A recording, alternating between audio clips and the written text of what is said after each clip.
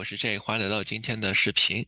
今天特别给大家带来了一个这个特斯拉的 CEO 马斯克和英国总理 Rishi Sunak 的一段对话，是最近关于这个 AI 讨论上面的一些话题和对话，希望大家会喜欢这一个视频。好，现在就让我们开始。 Everybody, welcome. Elon, thanks for being here. Thank you for having me. We feel very privileged. We're excited to have you. Right, so I'm going to start with some questions and then we're going to open it up. Let me get straight into it. So, Bill Gates said, there is no one in our time who has done more to push the bounds of science innovation than you. Well, it's kind of good to say. Yeah, well, that's it. That's a nice thing to have anyone say about you. Nice coming from Bill Gates. But oddly enough, when it comes to AI, actually, for around a decade, you've almost been doing the opposite and saying, hang on, we need to think about what we're doing and what we're pushing here and what do we do to make this safe and actually maybe we shouldn't be pushing as fast or as hard as we are. Like, I mean, you've been doing it for a decade. Like, what was it that caused you to think about it that way and why do we need to be worried? Yeah, I've been somewhat of a Cassandra for quite a while, where people would, I would tell people, like, we should really be concerned about AI. They'd be like, what are you talking about? Like, they've never really had any experience with AI. But since I was immersed in technology, I have been immersed in technology for a long time, I could see it coming. But I think this year was, there have been a number of breakthroughs. I mean, the point at which someone can see a dynamically created video of themselves, like somebody can make a video of you saying anything in real time, or me. So there's sort of the deepfake videos, which are really incredibly good. In fact, sometimes more convincing than real ones. And deep real. And then obviously things like ChatGPT were quite remarkable. Now I saw GPT-1, GPT-2, GPT-3, GPT-4, the whole sort of lead up to that. So it was easy for me to kind of see where it's going. If you just sort of extrapolate the points on a curve and assume that trend will continue, then we will have profound artificial intelligence, and obviously at a level that far exceeds human intelligence. But I'm glad to see at this point that people are taking safety seriously, and I'd like to say thank you for holding this AI safety conference. I think actually it will go down in history as being very important. I think it's really quite profound. And I do think overall that the potential is there for artificial intelligence, AI, to have most likely a positive effect and to create a future of abundance where there is no scarcity of goods and services. But it is somewhat of the magic genie problem, where if you have a magic genie that can grant all the wishes, usually those stories don't end well. Be careful what you wish for, including wishes. Yeah. So you talked a little bit about the summit, and thank you for being engaged in it, which has been great, and people enjoyed having you there, participating in this dialogue. Now, one of the things that we achieved today in the meetings between the companies and the leaders was an agreement that externally, ideally governments, should be doing safety testing of models before they're released. Yeah. I think this is something that you've spoken about a little bit. It was something we worked really hard on because my job in government is to say, hang on, there is a potential risk here, not a definite risk, but a potential risk of something that could be bad. My job is to protect the country. Yes. And we can only do that if we develop the capability we need in our safety institute and then go in and make sure we can test the models before they are released. Delighted that happened today, but what's your view on what we should be doing, right? You've talked about the potential risk, right? Again, we don't know, but what are the types of things governments like ours should be doing to manage and mitigate against those risks? Well, I generally think that it is good for government to play a role when the public safety is at risk. So, really for the vast majority of software, the public safety is not at risk. I mean, if the app crashes on your phone or your laptop, it's not a massive catastrophe. But when you're talking about digital superintelligence, I think, which does pose a risk to the public, then there is a role for government to play to safeguard the interests of the public. And this is, of course, true in many fields, aviation, cars. I deal with regulators throughout the world because of Starlink being communications, rockets being aerospace, and cars, being vehicle transport. So I'm very familiar with dealing with regulators, and I actually agree with the vast majority of regulations. There's a few that I disagree with from time to time, but 0.1% probably, or less than 1% of regulations I disagree with. So, and there is some concern from people in Silicon Valley who've never dealt with regulators before, and they think that this is going to just crush innovation and slow them down and be annoying. But and it will be annoying. It's true. They're not wrong about that. But I think we've learned over the years that having a referee is a good thing. And if you look at any sports game, there's always a referee. And nobody's suggesting, I think, to have a sports game without one. And I think that's the right way to think about this, is for government to be a referee to make sure the sportsmanlike conduct and that the public safety is addressed, that we care about the public safety. Because I think there might be at times too much optimism about technology. And I say that as a technologist. I mean, so I ought to know. And like I said, on balance, I think that the AI will be a forceful good, most likely, but the probability of it going bad is not 0%. Yeah. So we just need to mitigate the downside potential. And then how, you talk about referee, and that's what we're trying to create. Right there. Yeah, well, there we go. I mean, and we talked about this, and Demis and I discussed this a long time ago. I'm like literally facing right at it. And actually, Demis, to his credit and the credit of people in the industry, did say that to us. Yeah. I think, Demis said it's not right that Demis and his colleagues are marking their own homework, right? There needs to be someone independent, and that's why we've developed the Safety Institute here. I mean, do you think governments can develop the expertise? One of the things we need to do is say, hang on, Demis, Sam, all the others have got a lot of very smart people doing this. Governments need to quickly tool up capability-wise, personnel-wise, which is what we're doing. I mean, do you think it is possible for governments to do that fast enough, given how quickly the technology is developing, or what do we need to do to make sure we do it quick enough? No, I think it's a great point you're making.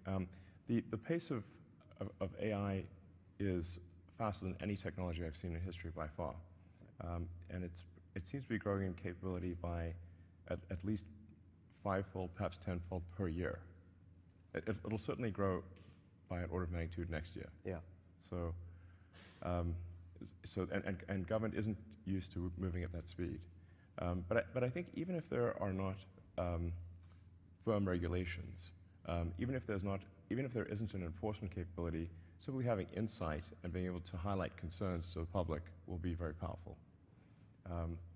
So even if that's all that's accomplished, I think that will be very good. Okay. Yeah. Well, hopefully we can do better than that. Hopefully, yeah. Yeah. No, but that's helpful. Actually, we were talking before. It was striking.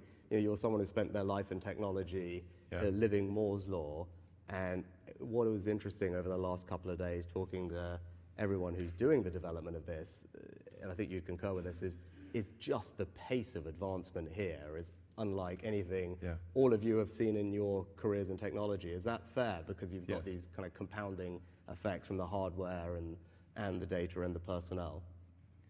Yeah. I mean, the two, currently the two leading centers for AI development are the San Francisco Bay Area and the sort of London area. And there are many other places where it's being done, but those are the two leading areas. So I think if the United States and the UK and China are sort of aligned on safety, that's all going to be a good thing. Because that's where the leadership is generally. I mean, it's interesting, you mentioned China there. So I took a decision to invite China to the summit over the last couple of days.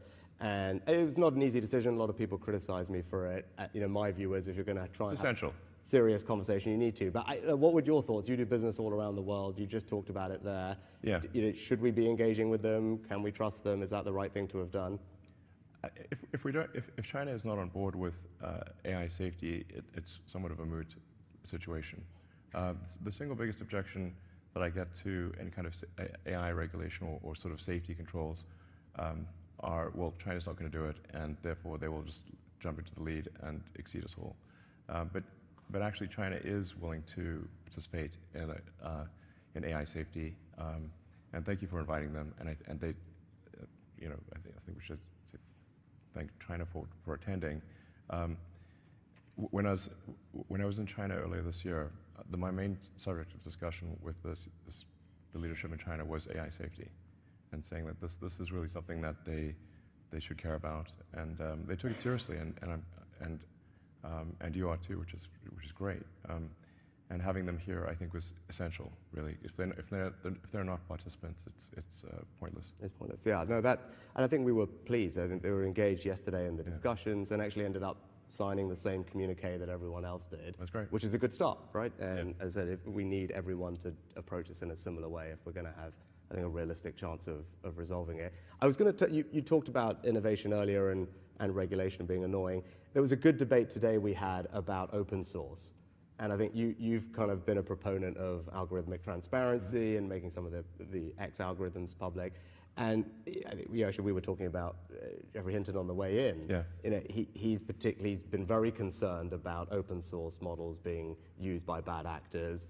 You've got a group of people who say they are critical to innovation happening in that distributed way. Look, it's a trick. There's probably no perfect answer, and there's a tricky balance. What are your thoughts on how we should approach this open source question, or where should we be targeting whatever regulatory or monitoring that we're going to do? Well, the open source algorithms and data tend to lag the closed source by 6 to 12 months. But given the rate of improvement, that there's actually therefore quite a big difference between the closed source and the open. If things are improving by a factor of, let's say, 5 or more, then being a year behind you're 5 times worse. So it's a pretty big difference, and that might be actually an okay situation. But it certainly will get to the point where you've got open source AI that can do that will start to approach human level intelligence, or perhaps exceed it. I don't know quite what to do about it. I think it's somewhat inevitable that there'll be some amount of open source, and I guess I would have a slight bias towards open source, because at least you can see what's going on, whereas closed source, you don't know what's going on. Now, it should be said with AI that even if it's open source, do you actually know what's going on? Because if you've got a gigantic data file and sort of billions of data points or weights and parameters, you can't just read it and see what it's going to do. It's a gigantic file of inscrutable numbers. You can test it when you run it. You can test it. You can run a bunch of tests to see what it's going to do, but it's probabilistic as opposed to deterministic. It's not like traditional programming where you've got very discrete logic and the outcome is very predictable, and you can read each line and see what each line's going to do. A neural net is just a whole bunch of probabilities. I mean, it sort of ends up being a giant comma-separated value file. It's like, our digital god is a CSV file? Really? Okay. But that is kind of what it is. Yeah. No, that point you've just made is one that we have been talking about a lot, because, again, conversations with the people who are developing the technology make the point that you've just made. It is not like normal software where there's predictability about inputs improving leading to this particular output improving. Yeah. And as the models iterate and improve, we don't quite know what's going to come out the other end. I think Demis would agree with that, which is why I think there is this bias for, look, we need to get in there while the training runs are being done, before the models are released, to understand what is this new iteration brought about in terms of capability, which it sounds like you would agree with. I was going to shift gears a little bit. You've talked a lot about human consciousness, human agency, which actually might strike people as strange, given that you are known for being such a brilliant innovator and technologist, but it's quite heartfelt when I hear you talk about it and the importance of maintaining that agency in technology and preserving human consciousness. Yeah. Now, that kind of links to the thing I was going to ask is, when I do interviews or talk to people out and about in this job about AI, the thing that comes up most actually is probably not so much the stuff we've been talking about, but jobs. It's what does AI mean for my job? Yeah. Is it going to mean that I don't have a job, or my kids are not going to have a job? Now, my answer as a policymaker, as a leader, is actually AI is already creating jobs, and you can see that in the companies that are starting. Also, the way it's being used is a little bit more as a co-pilot necessarily versus replacing the person. There's still human agency, but it's helping you do your job better, which is a good thing. And as we've seen with technological revolutions in the past, clearly there's change in the labor market, the amount of jobs. I was quoting an MIT study today that they did a couple of years ago, something like 60% of the jobs at that moment didn't exist 40 years ago, so hard to predict. And my job is to create an incredible education system, whether it's at school, whether it's retraining people at any point in their career, because ultimately if we've got a skilled population, they'll be able to keep up with the pace of change and have a good life. But that it's still a concern. And what would your kind of observation be on AI and the impact on labor markets and people's jobs and how they should feel about that as they think about this? Well, I think we are seeing the most disruptive force in history here. Where we have for the first time, we will have for the first time something that is smarter than the smartest human. And that, I mean, it's hard to say exactly what that moment is, but there will come a point where no job is needed. You can have a job if you want to have a job for sort of personal satisfaction, but the AI will be able to do everything. So I don't know if that makes people comfortable or uncomfortable. That's why I say if you wish for a magic genie, that gives you any wishes you want, and there's no limit. You don't have this three wish limit nonsense. You just have as many wishes as you want. It's both good and bad. One of the challenges in the future will be how do we find meaning in life if you have a magic genie that can do everything you want. I do think it's hard, when there's new technology, it tends to usually follow an S-curve. In this case, we're going to be on the exponential portion of the S-curve for a long time. And you'll be able to ask for anything. It won't be, and we won't have universal basic income, we'll have universal high income.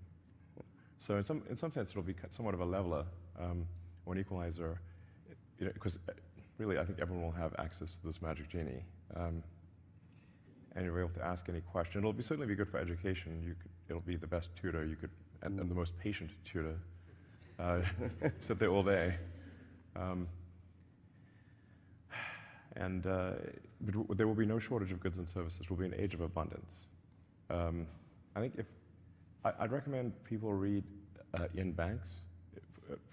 The Banks culture books are probably the best envisioning, in fact, not probably, they're definitely by far the best envisioning of an AI future. There's nothing even close. So I'd really recommend Banks. I'm a very big fan. All his books are good. There's not say which one, all of them. So that'll give you a sense of what is I guess, a fairly utopian or protopian future with AI. Yeah. Which is good from as you said, it's a universal high income, which is a nice phrase, and it's good from a kind of materialistic sense, age of abundance. Actually, that it kind of then leads to the question that you posed, right? I'm someone who believes work gives you meaning, right? I talk a lot about that as I think work is a good thing. It gives people purpose in their lives, and if you then remove a large chunk of that, what does that mean, and where do you get that? Yeah. Where do you get that drive, that motivation, that purpose? I mean, you were talking about it. You work a lot of hours. I do.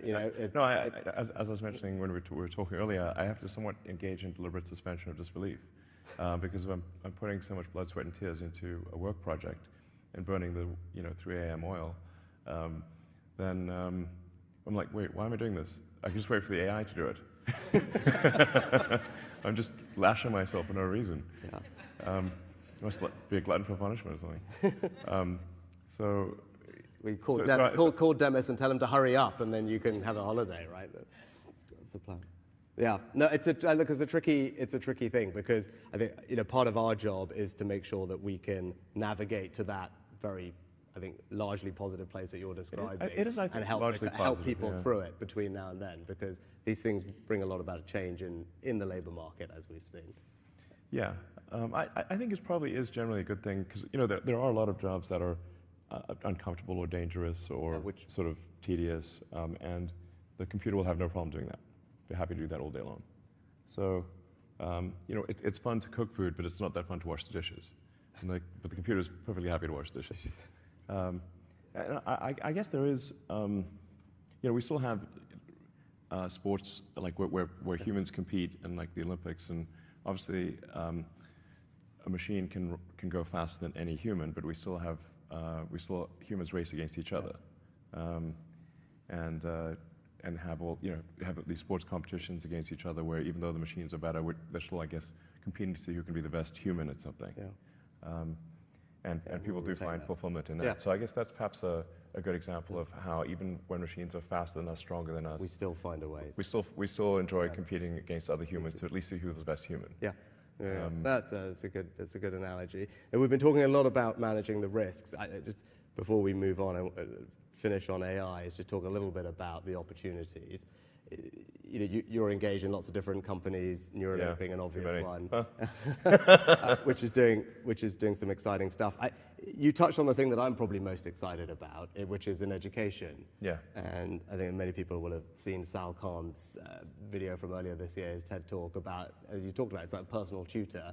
Personal tutor, an amazing personal tutor. An amazing personal tutor, and we know the difference in learning. Having that personalized tutor is incredible compared to classroom learning. So if you can have every child have a personal tutor specifically for them that then just evolves with them over time, that could be extraordinary. And so that, you know, for me, I look at that, I think, gosh, that is within reach at this point, and that's one of the benefits I'm most excited about. Like when you look at the landscape of things that you see as possible, what is it that, you know, you are particularly excited about? I think certainly AI tutors are going to be amazing.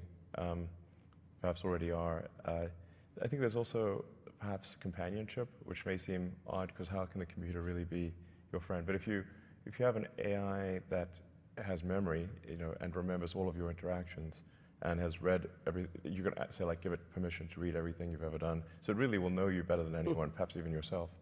And where you can talk to it every day, and those conversations build upon each other, you will actually have a great friend.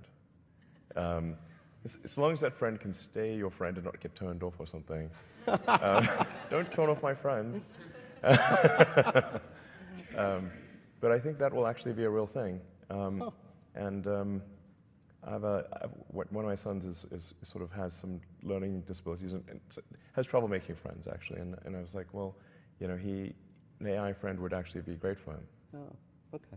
You know, that was a surprising answer, but that's actually worth reflecting on. So that's really interesting. I mean, we're already seeing it actually as we deliver, you know, psychotherapy anyway, now doing far more by digitally and by telephone to people, and it's making a huge difference. And you can see a world in which actually, you know, AI can provide that social benefit to people. Just a quick question on X, and then we should open it up to everybody. You made a change. Made many changes, but quite a few. One of the changes. You love that letter. Yeah. I've got a real thing about it. You really do. You really do. One of the changes, which kind of goes into the space that we have to operate in, and this balance between free speech and moderation is something we grapple with as politicians. Sure. You were grappling with your own version of that, and you moved away from a kind of manual human.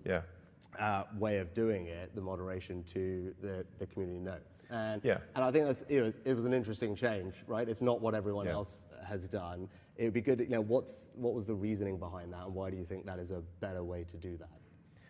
Part of the problem is if you empower people as censors, then there's going to be some amount of bias they have, and then whoever appoints the censors is effectively in control of information. So then. The idea behind community notes is, well, how do we have a consensus-driven, so it's not really censoring it, but consensus-driven approach to truth. How do we make things the least amount untrue? Like you can say, like, one can't perhaps get to pure truth, but you can aspire to be more truthful. So the thing about community notes is it doesn't actually delete anything, it simply adds context. Now that context could be, this thing is untrue for the following reasons. But importantly with community notes, everything is open source actually, so you can see the software, every line of the software, you can see all of the data that went into a community note, and you can independently create that community note. So if you see manipulation of the data, you can actually highlight that and say, well, there appears to be some gaming of the system, and you can suggest improvements. So it's maximum transparency, yeah. Which is, I think, combined with the kind of wisdom of the crowds and transparency to get to a better answer, isn't it? And really one of the key elements of community notes is that in order for a note to be shown, people who have historically disagreed must agree.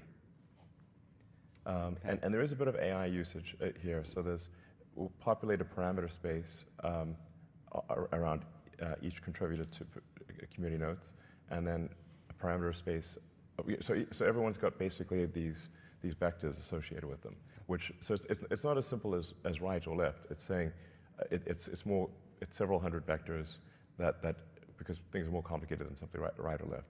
And then we'll do sort of inverse correlation. Say like, okay, these people generally disagree, but they agree about this note.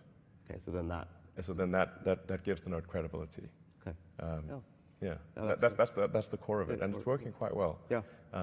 I've yet to see a note actually be present for more than a few hours that is incorrect. So the batting average is extremely good.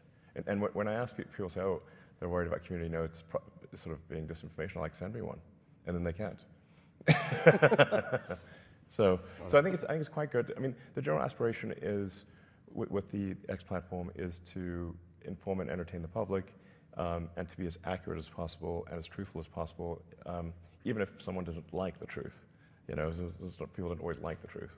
No. Not always. But that's the aspiration, and I think if we stay true to the truth, then I think we'll find that people use the system to learn what is going on and to learn. I think actually truth pays. So I think it'll be what I mean, assuming you don't want to engage in self-delusion, then I think it's the smart move.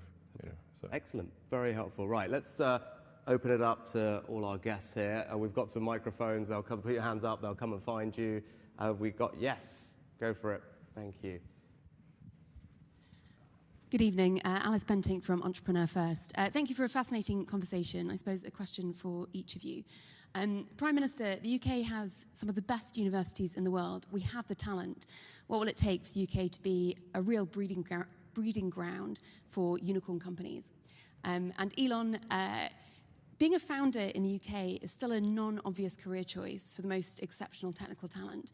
What are the cultural elements that we need to put into place to change this? Thank you both. John, you want to go first? Go for it.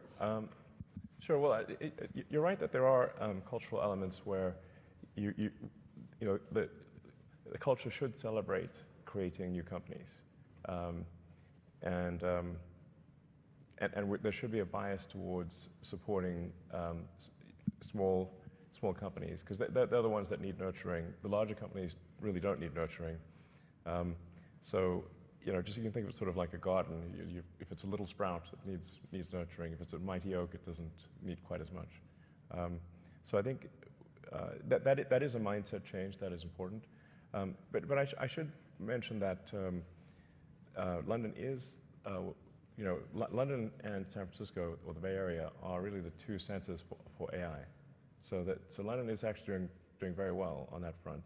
The two leading locations on Earth. And, you know, San Francisco is probably ahead of London, but London's really very strong.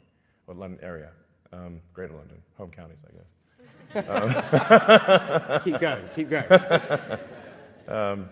So I'm just saying objectively this is the case. But you do need that. You need the infrastructure. You need landlords who are willing to rent to new companies. You need law firms and accountants that are willing to support new companies, and it's generally it is a mindset change, and I think some of that is happening. But I think really it's just culturally people need to decide this is a good thing. Yeah. No, actually, well, thanks for what you said about the UK. It's something that we work hard on. Lots of people in the room are part of what makes this a fabulous place for innovative companies, including Alice. So, Alice, what I'd say is, my job is to get all the nuts and bolts right, make sure that all of you are starting companies can raise the capital that you need, everything from your seed funding with our incredible EIS tax reliefs all the way through to your late stage rounds, and we need reform of our pension funds, and the Chancellor's got a bunch of incredible reforms to unlock capital from all the people who have it and deploy it into growth equity, right? That is a work in progress. We're not there yet, but I think we're making good progress. We need talent, we need people, so that means an education system that prioritizes the things that matter. And you've seen my reforms, I go on about more maths, but I think that is important. But also attracting the best and the brightest here. If you look at our fastest growing companies in this country, and I think it's probably the same in the US, over half of them have a non-British founder, right? And so that tells you we've got to be a place that is open to the world's best and brightest entrepreneurial talent. So the visa regime that we've put in place, I think, does that, makes it easy for those people to come here. And then actually it's the thing that we spent the beginning of the session talking about, the regulation, right? Making sure that we've got a regulatory system that's pro-innovation, that, of course, we always need guardrails on the things that will worry us, but we've got to create a space for people to innovate and do different things. Those are all my jobs. The thing that is tougher is the thing that Elon talked about, which is culture, right? It's how do you transpose that culture from places like Silicon Valley across the world, where people are unafraid to give up the security of a regular paycheck to go and start something and be comfortable with failure. You talk about that a lot. I think you talked about it more when you were playing games, right? But like, you've got to be comfortable failing and knowing that that's just part of the process. And that is a tricky cultural thing to do overnight, but it's an important part of, I think, creating that kind of environment. Yeah, if you don't succeed with your first startup, it shouldn't be a sort of a catastrophic career-ending thing. It should be, well, good. I think it generally should be like, well, you gave it a good shot, and now try again. Exactly. And it's so one thing I was going to mention is, like, obviously creating a company is sort of a high risk, high reward situation, but I don't know quite how it works in the UK. I think it's probably better than continental Europe, but the stock options are very difficult in most parts of Europe. I'm not sure how it is in the UK, but if somebody's basically going to risk their sort of life savings and the vast majority of startups fail. So, I mean, you hear about the startups that succeed, but most startups consist of, a massive amount of work followed by failure. That's actually most companies.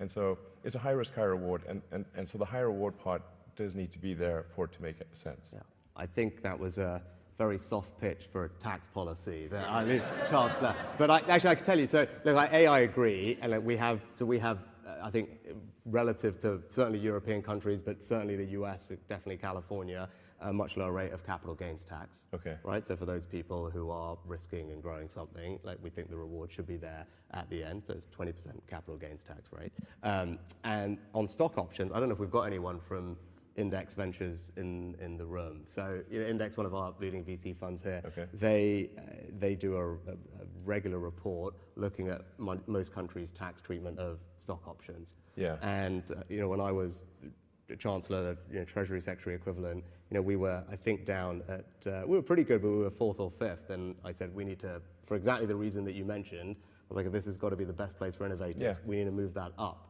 And I think in the last iteration of that report, we had, because of the changes that Jeremy and I had made, we have moved up to, I think, 2nd from memory. Okay, so great. Hopefully that should give you and everyone else some comfort that we recognize that's important. Because when people work hard and risk things, they should be able to enjoy the rewards of that. High risk, high reward. Yeah, and I think we very much have a tax system that supports that, and those are the values that I believe in, and I think most of us in this room probably do as well.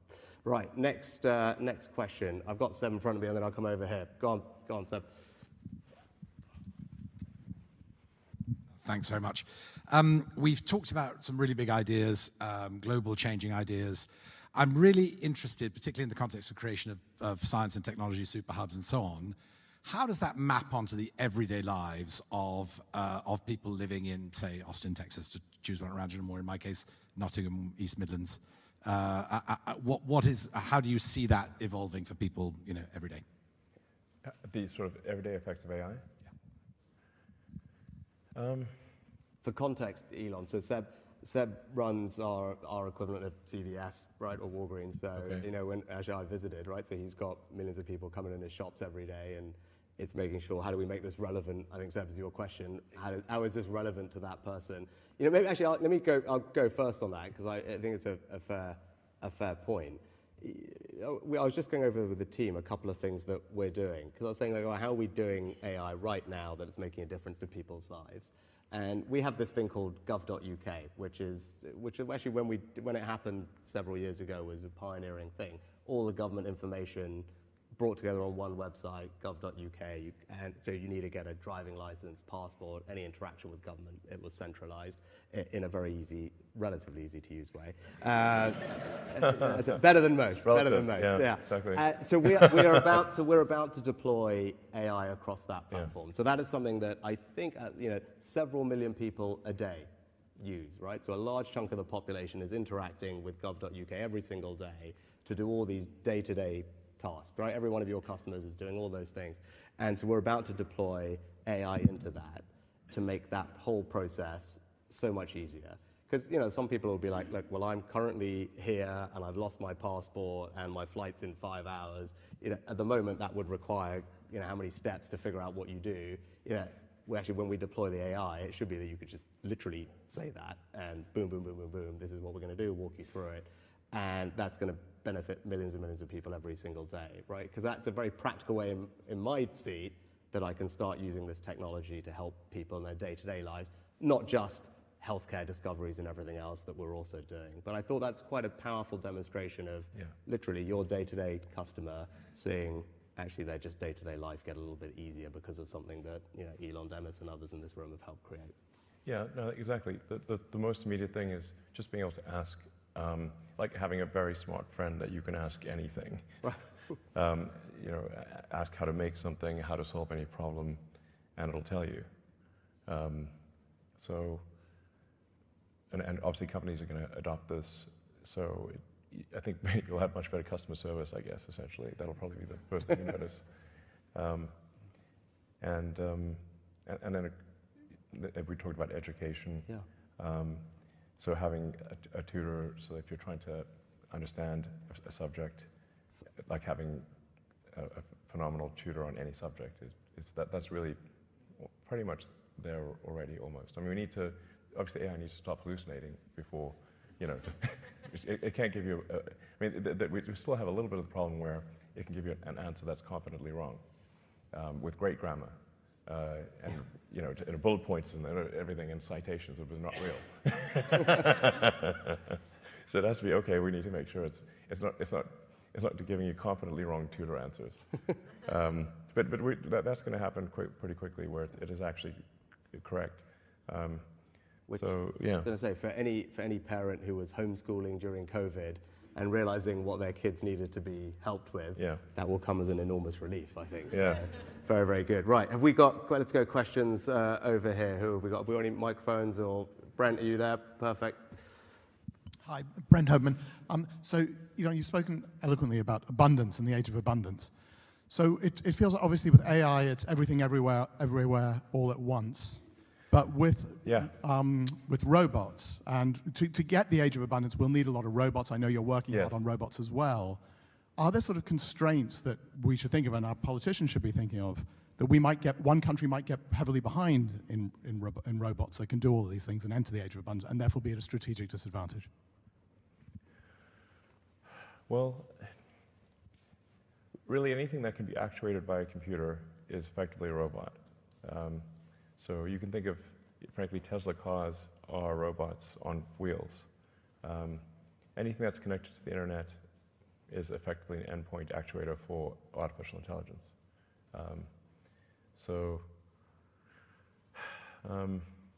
You've got Boston Dynamics. Obviously, they've been making impressive robots for a while.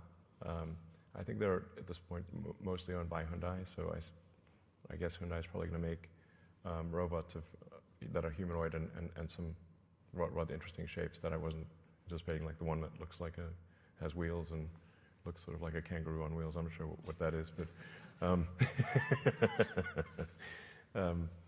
looks a little demented, frankly. But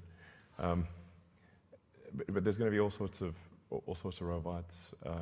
You've got the company Dyson in the UK, which I think does some pretty impressive things. I think the UK will not be behind, actually, on that front. UK also has ARM, which is really the best, one of the best, perhaps the best, in chip design in the world. Tesla uses a lot of ARM technology. Almost everyone does, actually. So I think the UK is in a strong position. Germany obviously makes a lot of robots, industrial robots. I think generally countries that make robots of any kind, even if they seem somewhat conventional, will be fine. I do think there is a safety concern, especially with humanoid robots, because at least the car can't chase you into this building, not very easily, or chase you up a tree, or you can sort of run up a flight of stairs and get away from a Tesla. I think there's a Stephen King movie about that. If your car gets possessed. But if you have a humanoid robot, it can basically chase you anywhere.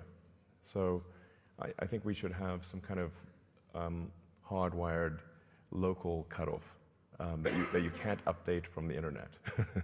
So anything that can be software updated from the internet obviously can be overridden.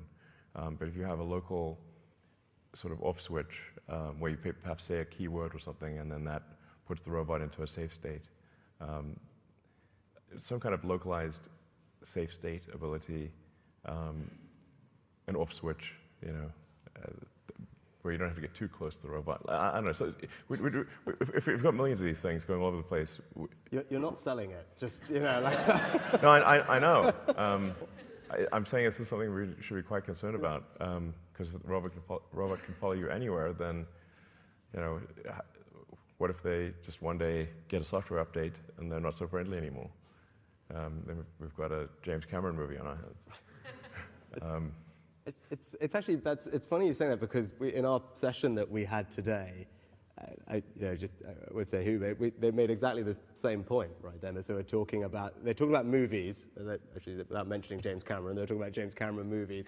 But they're saying, if you think about it, it's not just those movies, but any of these movies, trains, subways, metros, cars, buses, they said all these movies with the same plot fundamentally all end with the person turning it off, right? Or finding a way to shut the thing down. And they were making the same point that you were about the importance of actual physical off switches. Yeah. And so all the technology is great, but fundamentally this same movie is played out 50 times. We've all watched it, and it all fundamentally, the point I'm referring to, right? It all ends in pretty much the same way, with someone finding a way to just do the thing. Which is kind of interesting that you said a similar point, right? Yeah. It's not the obvious place you'd go to, but maybe that could be one of the tests for the AI. We should say, like, blank is your favorite James Cameron movie.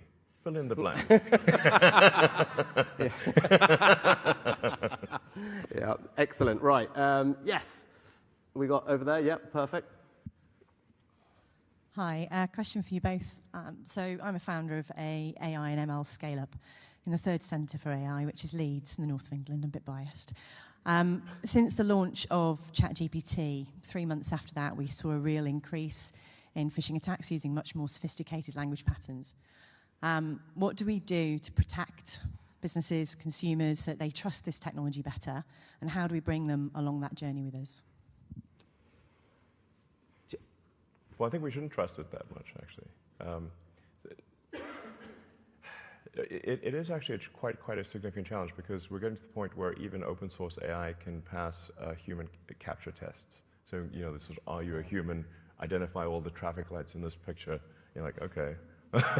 AI is going to have no problem doing that. In fact, it'll do it better than a human and faster than a human. So we're like, how do you, at the point at which it's better passing human tests than humans, then, well, what tests actually make sense? That is a real problem. I don't actually have a good solution to it. That's one of the things we're trying to figure out on the X platform is how to deal with that, because we really are at the point where even with open source, readily available AI, you don't need to be sort of leading the field. You can actually be better than humans at passing these tests. And that's sort of why we're thinking, well, perhaps we should sort of charge a $1 or £1 a year. It's a very tiny amount of money, but it still makes it prohibitively expensive to make 1 million bots. Or especially if you need 1 million payment methods, then you run out of sort of stolen credit cards pretty quickly. So that's sort of where we're thinking, like, we might have to sort of just charge some very tiny amount of money, 0.3 cents a day effectively, to deal with the onslaught of AI-powered bots. And that is still a growing problem, but it will be, I think, perhaps an insurmountable problem next year. So, and then you have to worry about, well, manipulation of information, making something seem very popular when in fact it is not, because it's getting boosted by all these likes and reposts from AI-powered bots. So that's why I sort of think somewhat inevitably it leads to some small payment in order to dramatically increase the cost of a bot. So frankly, I think probably any social media system that doesn't do that will simply be overrun by bots. I think my general answer would be, we need to show that we are on top of mitigating the risks, right? So people can trust the technology. That's what actually the last couple of days has been about on the Safety Summit, is just showing, we're investing in the Safety Institute, having the people who can do the research on these things to figure out how we mitigate against them. And we have to do it fast, and we have to keep iterating it. Because I think all of us probably in this room believe that the technology can be incredibly powerful, but we've got to make sure we bring people along that journey with us, that we're handling the risks that are there. And as I said, there's a job to do. And the last couple of days, I think we made good progress on it, because we want to focus on the positives and manage these things, but that requires action. And that's what the last couple of days has been about. Your story, analogy there was part of the research that actually, the team working on the task force here published and presented yesterday. I don't know if you saw it, which is essentially that. It was using AI to create a ton of fake profiles on social media and then infiltrate particular groups with particular information. Yeah. Right? And actually, at the moment, that is, to your point, that is like cost-free. It's getting to the point where it's like, really, you can have 100 for a penny, sort of thing. Ridiculous. And if you think about some of these social networks at quite a neighborhood or town level, it's not that many fake profiles that you need to quickly create. Suddenly they're everywhere, and there's some local issue that might be of importance, and the team have run versions of how that would look like, and suddenly they're interacting with everybody and then spreading misinformation around. Yeah, no, it's exactly a real challenge. Right? We literally, as part of the research that we published on misinformation yesterday, it's a real challenge. Yeah, exactly. And to your point, I mean, the images, you don't even need to steal somebody's picture, because then that's traceable, but you can actually just say, create a new image of a person, realistic looking, but doesn't exist, and then create a biography, realistic, but doesn't exist, and do that en masse. And practically the only way you'll be able to tell is that the grammar is too good. Dead giveaway. Yeah. No typos? Come on. Now, I'm getting waved at because I think we are out of time. I know we can take one very brief last question, and let's make it go on. Yes, sir, go on, you're right in front of me, go on. Thank you for the opportunity. Elon, question for you, related to the X platform. Are there simple things we can do, especially when it comes to visual media? You alluded to the fact that it's fairly straightforward and effectively free to make people like yourselves say and do things that you never said or did. Yeah. Can we do something like cryptographically signed media? I'm from Adobe. We're working on this project. Yeah. Twitter was a member. Love to see X come back. Okay. Digitally signed media to indicate not only what was created by AI, but what came from a camera, what was real, to imbue a sense of trust in media that can go viral. That sounds like a good idea, actually. So if some way of authenticating would be good. So yeah, that sounds like a good idea. We should probably do it. Yeah. There you go. And actually, on that point, so I've already, so this is particularly pertinent for people in my job, right? And I've already had a situation happen to me with a doctored image that goes everywhere, negative. By the time everyone realizes, well, that's fake, and we should stop sending it, the damage is done.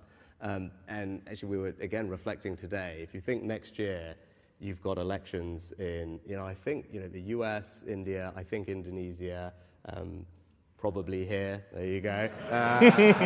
Massive news. And actually, you've got just an enormous chunk of the world's population is voting next year, right? And you've got EU elections as well. Yeah. Actually, just these issues are right in front of us. Next year is where big elections across the globe, probably the first set of elections where this has been a real issue. Yeah.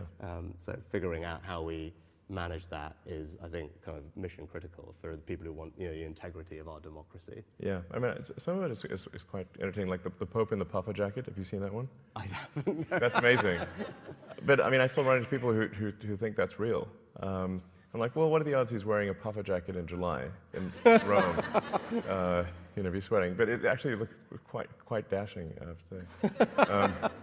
In fact, I think AI fashion is going to be a real thing. So I don't mean doom and gloom. Like we live in the most interesting times, and I think this is it is, like 80% likely to be good and 20% bad. And I think if we're cognizant and careful about the bad part, on balance, actually, it will be the future that we want, or the future that is preferable. And it actually will be somewhat of a leveler, an equalizer, in the sense that I think everyone will have access to goods and services and education, and so I think probably it leads to more human happiness. So I guess I'd probably leave on an optimistic note. Perfect. Yeah. That is a great note to end on. I think that we all want that better future. Yeah. We think it's there. The promise of it is certainly there. Lots of people in this room, including yourselves, are working hard to make it happen. Our job in government is to make sure it happens safely. But on the basis of this conversation in the last couple of days, I'm certainly leaving more confident that we can make that happen. Yeah. So it's been a huge privilege and pleasure to have you here. Well, Thank thank you very much for having me. 那就是这一个对话的所有的内容谢谢大家观看如果是第一次来到我的频道谢谢支持欢迎订阅点赞，下次呢我们再见平时我是会有直接去直播和复盘美股里面的一些这个走势的，特别是对于这个特斯拉这一方面这个报告都是会第一时间去分享和上传给大家一起去观看。好，我们下次再见。